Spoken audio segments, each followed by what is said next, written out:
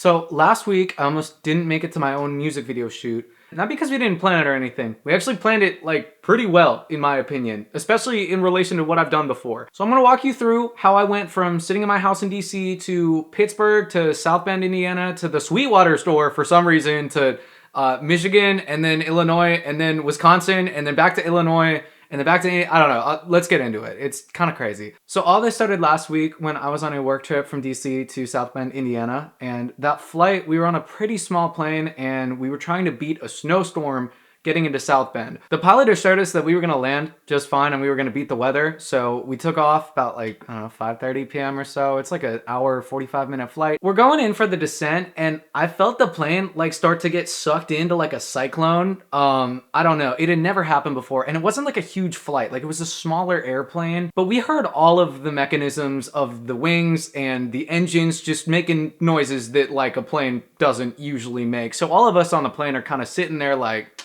yo, are we about to die? What's going on? And in those situations, there's really not that much you can do. So I just kept playing Tears of the Kingdom on my Switch. And I was like, look, you know what? If it's my time, it's my time. I'm gonna pop in the earbuds and just do my thing for the next 20 minutes. And then we just shot up into the sky. And I've never been on a flight where this has happened before, like ever. It was kind of scary. We didn't really know what was going on. There's no announcement over the intercom or anything for about 45 minutes. And then we hear the pilot get on and they say that we're trying to land, we're just circling around, but we're going in a straight line. And I'm like, something isn't adding up here. We start descending again, and the pilot comes on the intercom and tells us that we're landing in Pittsburgh. Pittsburgh is not in Indiana. So we land, and they let everybody know that we've been overnight delayed in Pittsburgh, and then also the airport closes in like 40 minutes, so we have to get our hotel vouchers and everything. We all rush out of the airport as soon as we get the vouchers, and I met a couple Notre Dame students who were also stuck in the same little microtel that we were all going to.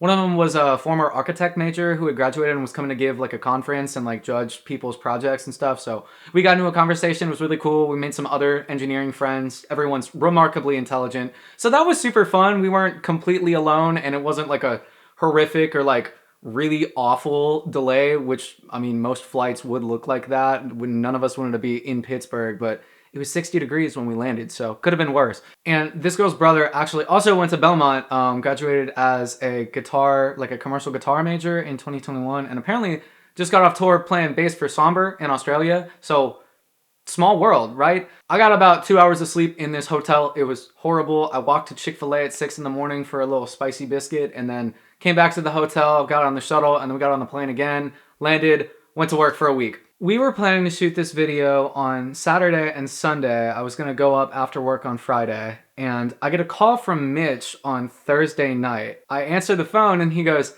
"Hey dude, we got a huge problem." He just ordered a Panasonic Lumix S2X on Amazon and got an anamorphic lens for it. I didn't really know what any of that meant, but it pretty much meant that we could have a super cinematic video. The lens he ordered had the wrong mount for the camera, and we realized that that was gonna cut severely into our shooting time, even if we fixed it through just like another Amazon order. We started kind of freaking out. Like, I'm sitting in my hotel in Indiana, he's in Northern Illinois, I'm like far away from home. We're trying to get this video shot and done, and we have like maybe a day and a half to figure out everything that we're gonna do before the shoot. While we were brainstorming solutions, I remembered that I was about an hour and 45 minutes away from the Sweetwater store in Fort Wayne, Indiana. So I posed the idea, what if I just go and buy a lens at Sweetwater and then come back and then I'll drive it up to you for the weekend. Now, as a musician who grew up in like the YouTube era, like you have to go to Sweetwater. If you're within like 3 hours of it, you have to go. So I look up the stock and the camera's in stock.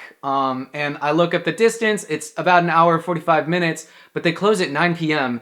and it's like 6:30 when I see that. So I hop in the car, go get some dinner, and then plug in the address to Sweetwater on my phone. My ETA says 8:47 p.m. They close at 9.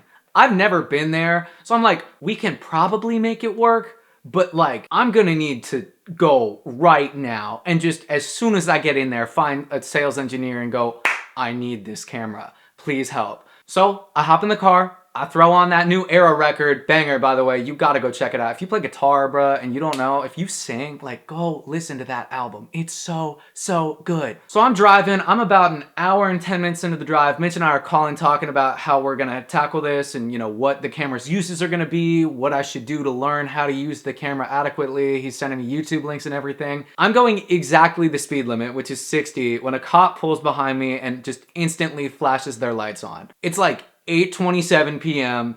I told Mitch on the CarPlay, I'm like, hey bro, I'm getting pulled over. Can you hang up the phone? I pull off to the side, get the registration, license in hand and everything. He gets out, he's like, hey, how's it going? I'm like, I'm great, man, how are you? And he's like, I'm good. You're driving without your lights on. The sun was setting and this was a rental car. So like, I look at him and I go, I am so sorry. And I just turn on the lights and he's like, cool, well, I'm gonna just take this. Make sure you don't have any warrants. I don't. I'm gonna just make sure that you're all good to go and we'll get you on the highway safely. This stop took 90 seconds, bro. Like literally 90 seconds. 20 minutes later, it's like completely dark outside. The sun had been setting and I see the neon blue Sweetwater sign. It's kind of like looking at Times Square, especially when you've been driving through cornfields for like an hour and a half. It's so sick. I actually ended up going back there a second time. I didn't have time to get B-roll while I was there the first time because I was running through the store trying to get a camera, but here's some of the footage that I got.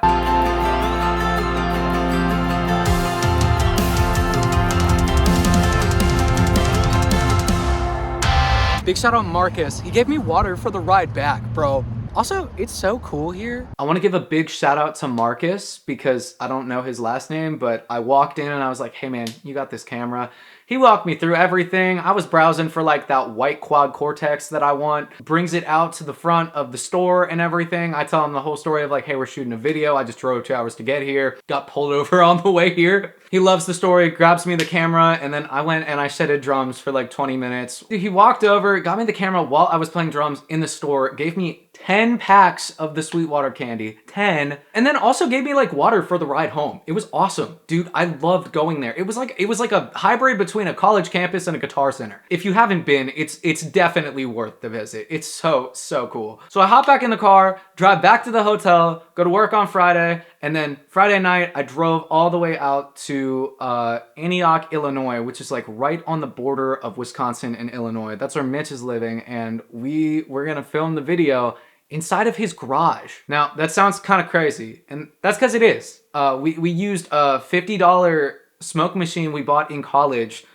from Spirit Halloween as like our haze. Mitch grabbed like a $70 Amazon black backdrop that we literally like duct taped across the ceiling of the garage with like a couple mic stands. And over the next 2 days, we filmed the entire video, got like outfits, I bought a lint roller and everything because we were wearing all black. Alarmingly, the original lens that he ordered that had the wrong mount showed up in the middle of the shoot. So we were able to actually use all three lenses. I got this 18 to 40 millimeter one that I'm filming with right now. It's on 18 millimeters. It came with a free 50 millimeter lens, and then he got like an anamorphic lens. I don't really know the specs on that. I'm still learning all my camera stuff, guys. So like, give me some grace with the technical specs because I'm brand new at all this stuff. Now, driving up to where Mitch is located, it took me through Michigan and then Indiana again, and then Illinois, and then actually up to Wisconsin so we could grab gas real quick. So I ended up hitting like 4 states in like a couple hours, and I've never really driven through the Midwest like that, so it was cool to see all these places for the first time. We had to wrap up shooting at about 3 p.m. on Sunday because Mitch had work and I had to get back to Indiana so I could go to work the next day. And somehow we finished like exactly on time. We got all the shots we needed. Everything had been planned out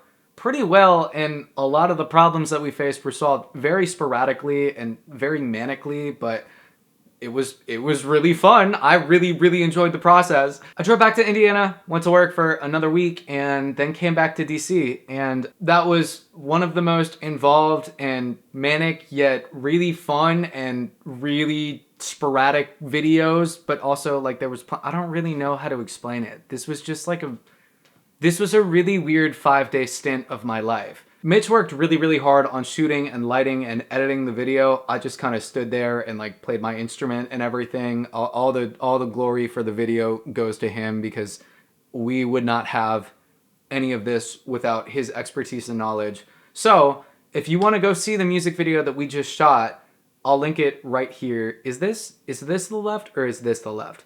I will link it in one of these two spots because I'm not used to filming right now. The video is for my band Raw Honey's song called Embrace. We just put it out last week. The video came out a couple days ago. And this is all part of our debut record. I've been working really, really hard at this band for a couple years at this point. I've really pivoted all of my musical endeavors into what this band is doing right now. So if you want to see if this 7-state, 5-day stint was completely worth it, I implore you to go check it out. We worked really hard on it, and if you're a fan of pop punk or metalcore or even just pop music or guitar music, whatever it is, I think you'll really, really enjoy what we put together. We worked so hard on this song. It took probably 4 years to really tie together in what we have now. There's a guitar solo, the drum chops are crazy. I based the melody off a bunch of 2018 Dan and Shay stuff, so there really is something there for everybody. And I think this song is probably the most ambitious thing that we've released yet. I've linked it in the description, and there's probably also gonna be a card somewhere on the screen for it. I will be making a production breakdown on this song shortly, as well as another video essay on my favorite tips for writing timeless songs. If you're interested in seeing kind of where this journey goes with my video essays and creative endeavors explained a little bit more in detail on this channel, please subscribe. There is going to be a follow-up on the Perfect Pitch series from 3 or 4 years ago. I've archived those videos because I made some significant errors in them and they will be corrected shortly. I think that video is going to bring a lot of value to musicians who are at an intermediate to advanced level and have the drive to really work themselves into that if they're not 100% naturally gifted with perfect pitch right off the bat. And again, Marcus, I want to give you a huge shout out for saving this video and the beginning stage of the album rollout for what I consider the most important part of this band's career so far. So thank you. Embrace by Raw Honey is out right now, and I'd love for you guys to go check out the video. It's also out on all streaming services. If you like what you see, please hit subscribe, like the video, share it. It helps so much with these algorithms, and they're getting worse and worse every single year. I still don't really know how to end these videos, so I'm gonna hit the red button on the camera now.